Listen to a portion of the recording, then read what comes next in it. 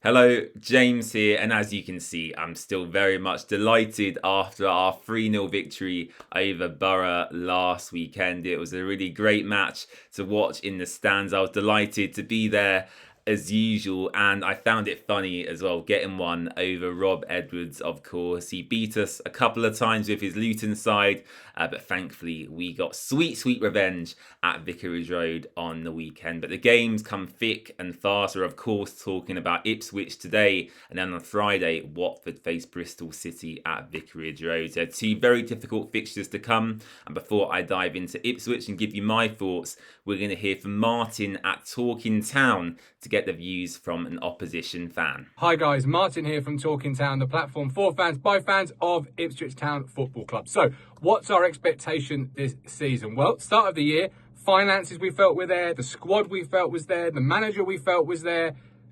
Many fans wanted and expected a top 2 finish, but we are now 11 games into the season.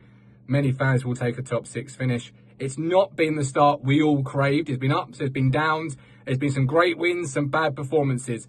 Top 6 at the very least should be the expectation for this football club.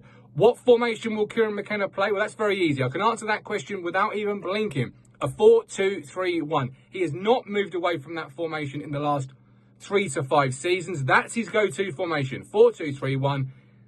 Nice and simple. Who will play? Well, that is the question. We've seen weeks of 7 changes, 3 changes, 5 changes, 9 changes last Saturday against West Brom. This Saturday against QPR, only the one forced change. So it could be any number of changes. It should be Christian Walton in goal. Dara O'Shea's our centre-half and our captain. He normally starts every single game, as does Leif Davis. But he did come off feeling his hamstring. So you could see somebody else at left-back. In midfield, Matasiwa, if he's fit, he generally starts every game he's available to. So you should see him. But other than that, I'm not joking, it's up for grabs. It could be any number. So I'm not even going to run through the permutations because it could be here all afternoon. Players to look out for. Would have said Leif Davis, obviously an assist king in the Championship the year we were promoted, a good left back, but he's got maybe an injury concern. George Hurst scored 2 at the weekend, in and amongst the goals again is George Hurst.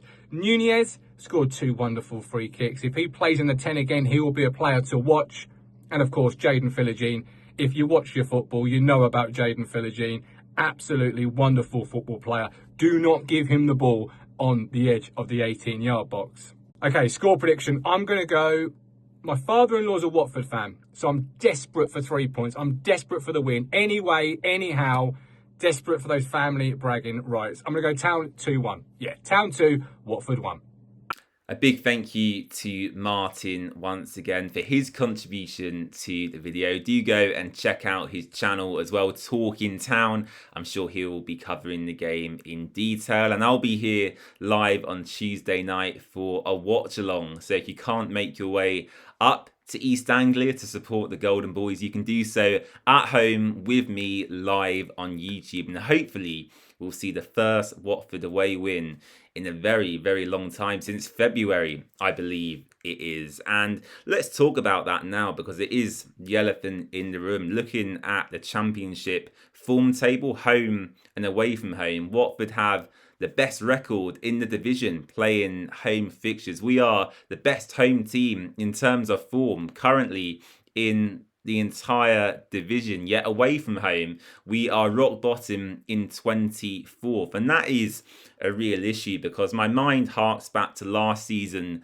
under Tom Cleverley, where again for the first half of the season our home form was pretty much immaculate. We couldn't really put a foot wrong at Vicarage Road, but after Christmas and into the new year, that is when it tailed off and the pressure really mounted on Tom. And of course subsequently, as we know, he lost his job at the end of the season, and I don't want Javi to go down that same road. So for me, I don't know what it is. Of course, I'm not in the mind of the players. I'm not a fly in the wall in the dressing room. But when I watch Watford away from home sometimes, it seems like there is a mentality change, a mentality shift. It seems like the managers we have feel the need to play our more experienced pros in Sissoko, Kayembe. Even defensively, sometimes I feel we go with experience over maybe young potential. And actually, what I would like to see this week is a continuation of the side we saw against Borough. Now, of course, Roque Vata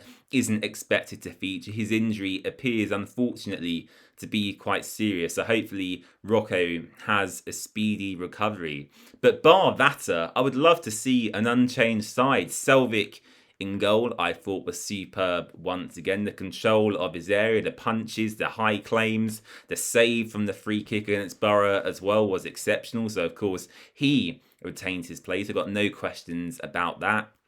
The back line, again, very controlled, calm and composed. And Ngakia, Caben, Pollock and Bola. Bola probably the standout of the four defenders against Borough. He was fantastic to watch.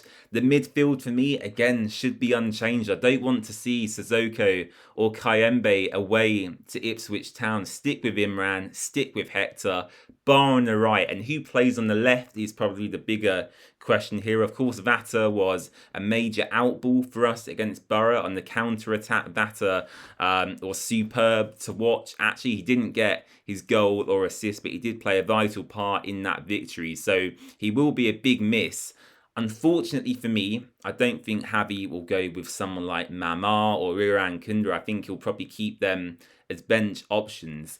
It wouldn't surprise me if he does lean on a more experienced player and maybe play Edu Kayembe over on that left-hand side in that wide midfield role, or even Tom Ince potentially as well. Now, Tom Ince was excluded from the Watford squad towards the end of of Cleverley's time here, I should say. Paolo didn't use Ince at all. He never even found his way onto the bench. But since Javi has arrived, Ince has somehow found his way into quite an important role in this Watford side. So in terms of who plays on that left in that wide midfield role, I think he'll probably go with Kayembe or Ince, which I can understand. But as I say, I want to continue the positive vibes and momentum we saw at Vicarage Road. And the front two, for me, very simple. Mamadou Doumbia and Luka Kiramgard. Them two should start week in, week out.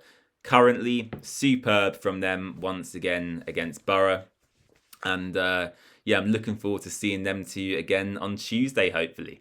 Now, looking at Ipswich and their squad, I mean, it's absolutely unbelievable, isn't it? You got Hurst up front, Jack Clark, Ashley Young, Chuba Akpom, Leif Davis. The list goes on. Jaden Philogene, as Martin mentioned as well. They have a fantastic team, both in terms of starters and depth options. But I don't think that's something Watford should be afraid of. I want us to go there and embrace the challenge, embrace the opportunity, and finally break this duck away from home. That is the plan on Tuesday night. So hopefully you can join me here on the channel for that. And it'll be interesting to see the reception Ashley Young gets if he plays as well, because as we know, the story was in the summer that Watford approached Ashley to see if he was interested in coming back to the club, but his wage demands were extortionate. I believe he was asking in excess of 50k a week, which of course only a recently relegated Premier League side could afford with the parachute payments. So yeah, Ashley Young could have returned to his boyhood club. Instead, he chased the money. So yeah, interested to see the reception he gets. Looking forward to the game as well. It's always nice to see young English managers doing well, both in the Championship and the Premier League. And I do feel we lack, English managers at the top level. When I look at the Premier League, it's only really Sean Dyche and Eddie Howe in high-profile jobs. The rest are foreign managers, and that's not to discredit them, but we are in the English Premier League, and I would love for, Tom Cleverley, Rob Edwards, Kieran McKenna, Michael Carrick, I would love for them to eventually, get one of the big boys, get one of them big jobs, a Man United, a City, a Liverpool.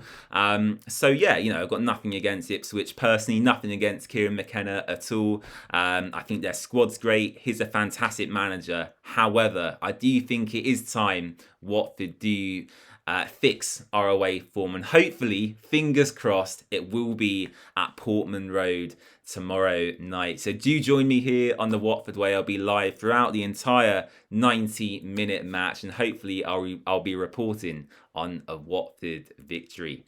Don't forget to subscribe, leave your thoughts and predicted 11 in the comments section down below, and you can follow us across all social platforms. We are on X, Instagram, TikTok, Facebook, and of course here on YouTube. Thanks for watching, and I'll see you soon. Bye bye.